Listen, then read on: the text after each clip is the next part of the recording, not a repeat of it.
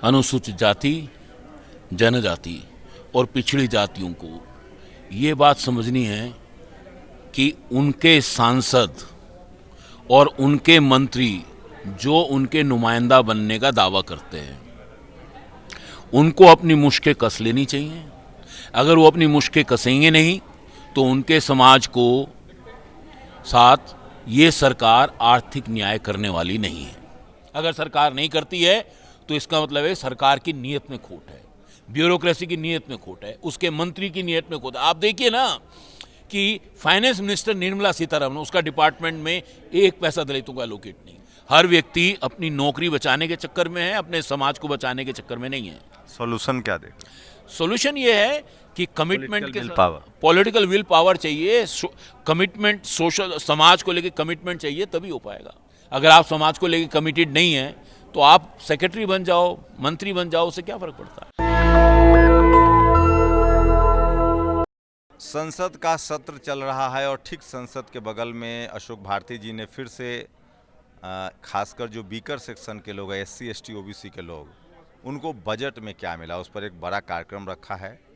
आप तस्वीरें देख रहे हैं, पूरा इन्होंने टेक्निकल जो आजकल जो स्लाइड शो होता है उसके जरिए प्रेजेंटेशन दिया है। और सोचिए कि जब तक आपके लिए स्कूल अस्पताल नहीं बनेंगे, SC ST OBC के जनसंख्या के हिसाब से उनके लिए बजट का प्रावधान है, ये संवैधानिक अधिकार है। और जब तक आपके बजट को आपके लिए खर्च नहीं किया जाएगा, वो पैसा आपके बिजनेस, खासकर SC ST OBC के बिजनेस के लिए होता है, उनके गांव के विकास हो, उनके लिए स्कूल अस्पताल बने। ज़्यादातर उन पैसों को खेल बजट में तब्दील कर दिया जाता है, रोड बजट में तब्दील कर दिया जाता है, जबकि रोड के लिए पैसा अलग से आना चाहिए, खेल के लिए अलग से आना चाहिए। SC ST OBC का जो बजट है वो प्रावधान है संवैधानिक, बाबा साहब ने संविधान में प्रावधान किया, तो उसको दिखा तो दिया जाता है कागज़ पर, लेकिन उस पैसे को कहीं अलग डाइवर्ट कर दिया जाता है। स्विमिंग पूल बनवा दिया जाता है जिसमें SC ST OBC के लोग जा नहीं सकते हैं, सिर्फ सड़क बना दी जाती है जिसके लिए उनके पास कार नहीं है। तो ये बड़ा एक महीन खेल चल रहा है। एक मेंबर ऑफ पार्लियामेंट हैं, उन्होंने कहा, एक पूर्व MLC ने कहा कि किस तरह से, एक तो ब्राह्मण समाज के पत्रकार थे, उन्होंने कहा कि जो ये जो अधिकारी हैं उनके दिमाग में जातिवाद भरा हुआ है और वो ये सारा खेल करते हैं। अशोक जी, इस बार बजट में क्या है, एलोकेशन हुआ है बजट का, और क्या ये माना जाए कि जो मंत्रालय है वहाँ से भी गड़बड़ियाँ होती हैं, क्योंकि मंत्री चाहे तब तो उसका इधर से उधर बजट नहीं हो सकता है? देखिए, मुझे लगता है कि अनुसूचित जाति, जनजाति और पिछड़ी जातियों को ये बात समझनी है कि उनके सांसद और उनके मंत्री जो उनके नुमाइंदा बनने का दावा करते हैं, उनको अपनी मुश्कें कस लेनी चाहिए। अगर वो अपनी मुश्कें कसेंगे नहीं तो उनके समाज को साथ ये सरकार आर्थिक न्याय करने वाली नहीं है। हमने ये देखा है, आंकड़ों में देखा है कि मैं आश्चर्यचकित हूँ। अगर मैं तो सरकारी अधिकारी था, मेरे सरकारी अधिकारी रहते, अगर मेरी परफॉर्मेंस गिर जाती तो मेरी तो इंक्रीमेंट रोक देते। और हमारे यहाँ जो हमारे सोशल जस्टिस मिनिस्टर हैं, 2014-15 का जो बजट था वो करीब 9% था। मिनिस्ट्री का जो टोटल शेड्यूल कास्ट के फंड में उसका इतना हिस्सा था, वो घट के 9% रह गया। यानी कि मिनिस्ट्री की जो परफॉर्मेंस वो इतनी खराब है। नहीं, 9%, 9%, हिंदी अंग्रेजी बोल, 9% एंड 9%। तो 9 और 9 एक ही हुआ ना? जी जी जी। तो मैं ये कह रहा हूँ कि मिनिस्ट्री ऑफ सोशल जस्टिस का जो प्रपोर्शन है शेड्यूल कास्ट के बजट में वो कम हो रहा है। मिनिस्ट्री ऑफ शेड्यूल ट्राइब का जो बजट है वो उनके शेड्यूल ट्राइब के बजट में उसका प्रपोर्शन डाउन हो रहा है। इसको समझने की बात यह है कि बाकी जो मिनिस्ट्री हैं वो नॉशनल जो है एलोकेशन करती हैं। जैसे ministry of road and transport, जो आदिवासियों का बहुत बड़ा पैसा उनके बजट से जाता है।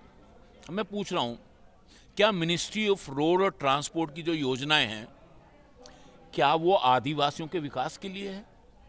क्या उससे आदिवासियों के इंडिविजुअल को फायदा होता है? उत्तर है नहीं। फिर ये पैसा वहां क्यों इस्तेमाल हो रहा है? Ministry of fertiliser, schedule caste component का प्लान और ट्राइबल सब कंपोनेंट का प्लान, जिसको गवर्नमेंट कहती है कि दलित फंड फॉर सोशल के लिए करती है। फर्टिलाइजर में दलितों को क्या फायदा है? SC ST OBC का बजट कहाँ खर्च होना चाहिए? Scholarship, education? मैं बता रहा हूँ कि शेड्यूल का, शेड्यूल ट्राइब का इस बात पे खर्च होना चाहिए कि उनके लोग अनऑर्गेनाइज सेक्टर में बड़े पैमाने पे काम करते हैं, तो अनऑर्गेनाइज सेक्टर में काम करने की सुविधाएं बढ़ें। यानी कि जो भी व्यक्ति अनऑर्गेनाइज सेक्टर में काम कर रहा है उसको पेंशन मिले, उसको बोनस मिले, उसको मेडिकल फैसिलिटी मिले, उसको ग्रेचुइटी मिले। अगर कोई त्योहार का दिन होता है, कोई छुट्टी होती है, तो उसको मुआवजा मिले। सरकार फॉर एग्जांपल मनरेगा है, मनरेगा तो सरकार की स्कीम है ना, सरकार का एक्ट है, सरकार की स्कीम है।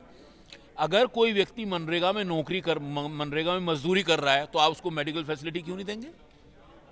सेक्रेटरी को तो आप CGHS का फायदा देंगे। मनरेगा चूंकि उसमें अनुसूचित जाति, जनजाति, पिछड़ी जाति के गरीब लोग मजदूरी करते हैं, तो उनको ना ग्रेचुइटी देंगे, ना आप उनको मेडिकल फैसिलिटी देंगे, ना आप उनको कुछ बोनस देंगे। क्यों? अब तो ग्रुप C, ग्रुप D की नौकरियों में सारी सुविधाएं खत्म होती जा रही है। देखिए, वो एक अलग सवाल है।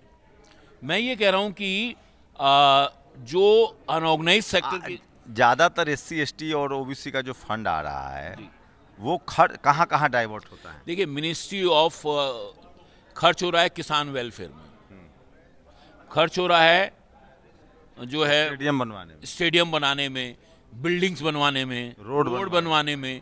इस तरह से सरकार पैसे का डाइवर्शन कर रही है। कितना बजट है इस बार SC ST का? इस बार 1 लाख 1.5 लाख करोड़ से ज्यादा पैसा है SC का। ST का 1,29,000 करोड़ के आसपास। OBC के लिए इस बार कुछ अलग से? OBC के लिए करीब 2,500 करोड़ से कम है। हाँ। बिल्कुल, मैंने कहा 0.05% है OBC का टोटल बजट का हिस्सा। संवैधानिक प्रावधान क्या है जनसंख्या के अनुपात? OBC का कोई प्रावधान नहीं है। SC ST का है, उनकी आबादी के अनुपात से बजट एलोकेशन होना चाहिए। हर डिपार्टमेंट में अलग से सरकार ने कहा है कुछ डिपार्टमेंट में ज़्यादा, कहा है कुछ डिपार्टमेंट में कम है, लेकिन हमारा मानना ये है कि किसी भी डिपार्टमेंट को अनुसूचित जाति, जनजाति के लिए अपने यहाँ पे संभावनाएं तलाश करनी चाहिए और वहाँ पैसा एलोकेट करना चाहिए। अगर सरकार नहीं करती है तो इसका मतलब है सरकार की नीयत में खोट है, ब्यूरोक्रेसी की नीयत में खोट है, उसके मंत्री की नीयत में खोट है। आप देखिए ना कि फाइनेंस मिनिस्टर निर्मला सीतारमण, उसका डिपार्टमेंट में 1 पैसा दलितों का एलोकेट नहीं। डिफेंस मिनिस्टर राजनाथ सिंह, उनके डिपार्टमेंट में 1 पैसा एलोकेट नहीं। प्रधानमंत्री के डिपार्टमेंट, हर मंत्रालय में SC ST का अलग से बजट होना चाहिए। बिल्कुल होना चाहिए। हमारा मानना है जरूर होना चाहिए। सोशल जस्टिस नहीं, सोशल जस्टिस तो नोडल मिनिस्ट्री है, हर मिनिस्ट्री में होना चाहिए। और मैं ये कह रहा हूं कि ये नोडल मिनिस्ट्री का कॉन्सेप्ट है, ये आप सोच के देखिए, सोशल वेलफेयर का मिनिस्टर, उसकी डिफेंस मिनिस्टर के सामने क्या औकात होगी, उसकी फाइनेंस मिनिस्टर के सामने क्या औकात होगी, और आप उसको नोडल मिनिस्टर बना देंगे। नोडल मिनिस्ट्री भारत का प्रधान, अनुसूचित जाति, जनजाति, पिछड़ी जाति के विकास का अगर कोई नोडल व्यक्ति हो सकता है तो भारत के प्रधानमंत्री के अलावा कोई नहीं हो सकता, अगर आपको काम करना है। क्या पहले के मुकाबले, अगर कांग्रेस के मुकाबले देखें तो स्थिति बेहतर हुई या खराब हुई? मुझे लगता है स्थिति में कोई सुधार नहीं हुआ, क्योंकि कोई नई योजनाएं तो आई नहीं सरकार की। जैसे पहले चल रही थी वैसी चल रहा है। स्टेट में भी लगभग यही लबोलुआब रहता है। बिल्कुल ऐसे लबोलुआब रहता है। जागरूकता कितने आई करने वाले हैं धीरे धीरे। आप लगातार इस पर सालों से काम कर रहे हैं, अब इस बजट को लेकर अब कितनी जागरूकता है कि SC ST का अलग से प्रावधान होता है? OBC के लोग भी डिमांड कर रहे हैं। देखिए, जब हमने 2002 में ये काम शुरू किया, 2001 में शुरू किया था, तो हमने भारत के 50 सालों के अनुभव का डॉक्यूमेंटेशन आ चुका था। हमने देखा किसी भी पंचवर्षीय योजना में सरकार ने 2% से ज़्यादा पैसा एलोकेट नहीं किया। हमने सवाल करना शुरू किया।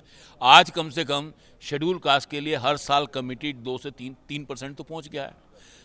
मुझे लगता है अगर हमारी, और दूसरी बात ये हुई, आज शेड्यूल कास्ट का कोई एक्टिविस्ट ऐसा नहीं है जो अपने भाषण में बजट और दलितों के हिस्सेदारी की बात ना कर रहा हो। पॉलिटिकल लीडरशिप में कितनी जागरूकता आई है, खासकर जो MP MLA या मंत्री हैं इन सब इशू? देखिए, वो जागरूक हैं, लेकिन उनको उन टेक्निकलिटीज़ का ज्ञान नहीं है। मुझे लगता है कि हमारे मेंबर ऑफ पार्लियामेंट को टेक्निकलिटीज़ में जाना चाहिए और उस बात की बात करनी चाहिए। अगर वो टेक्निकलिटी जानेंगे तब पार्लियामेंट में जाकर सवाल उठा पाएंगे। आपके मंचों से आरोप लगा कि एक पात्रा थे जो कह रहे थे कि ब्यूरोक्रेसी वाले बहुत गड़बड़ करते हैं, तो क्या ब्यूरोक्रेसी में तो ठीक ठाक रिप्रेजेंटेशन है, वहाँ असर्सन हो रहा है कि नहीं? देखिए, हमको ये समझना है कि जो हमने अनुसूचित जाति जनजाति के अफसरों को असर्ट करते नहीं देखा है। डॉक्टर अम्बेडकर का ये मानना था कि 30-40 पर अगर हमारे लोग ब्यूरोक्रेसी में पहुंच जाएंगे वो असर्ट करेंगे, वो नहीं हो रहा है। हर व्यक्ति अपनी नौकरी बचाने के चक्कर में है, अपने समाज को बचाने के चक्कर में नहीं है। सॉल्यूशन क्या देगा? सॉल्यूशन ये है कि कमिटमेंट के पावर, पॉलिटिकल विल पावर चाहिए, कमिटमेंट, सोशल समाज को लेके कमिटमेंट चाहिए, तभी हो पाएगा।